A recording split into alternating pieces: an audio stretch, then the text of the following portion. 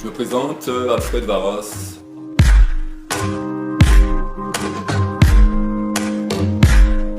Je vais partager avec vous ce que je vis actuellement. Il n'y a pas longtemps, un artiste martiniquais, dans sa détresse, a foncé dans un bâtiment culturel avec sa voiture. Il était à 2 pas de se suicider. Ça s'est passé il y a une dizaine de jours à peu près.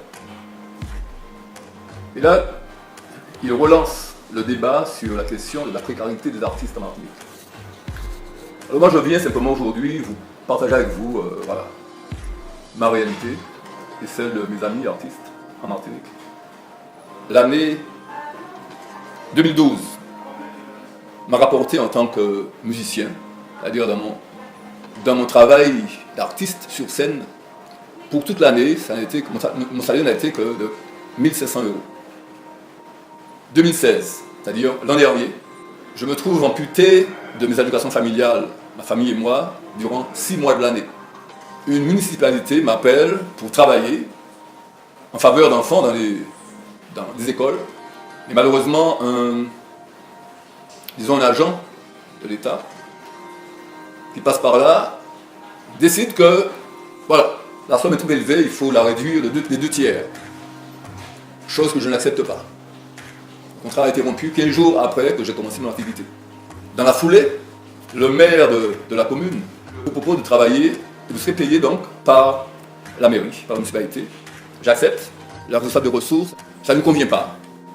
Et donc, mon salaire sera bloqué. Et aujourd'hui, j'attends toujours ce salaire.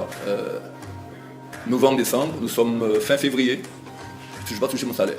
Je mène une mission, d'accord, pour un hôpital, où là, j'interviens en tant que musicothérapeute et je travaille avec des personnes qui sont victimes d'addiction. Malheureusement, la trésorerie a été fermée, délocalisée.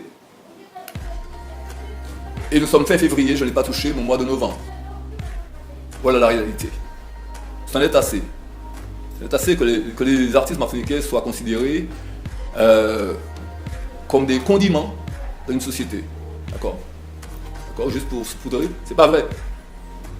C'est la culture qui tient un peuple.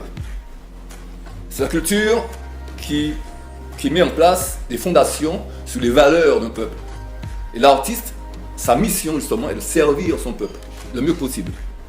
Alors mon appel aujourd'hui, c'est pas pour parler simplement de difficultés, c'est surtout pour dire que pour moi c'est l'occasion de faire un appel aux artistes martiniquais, un appel au peuple martiniquais.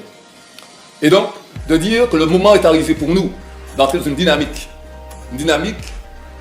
fraternelle, une dynamique d'échange, une dynamique de soutien mutuel, que j'appelle YAL, Yon à l'autre, en créole, l'un à l'autre. D'accord, YAL. C'est-à-dire que cette tradition fraternelle, nos anciens nous l'ont laissé en héritage. Je viens donc avec des projets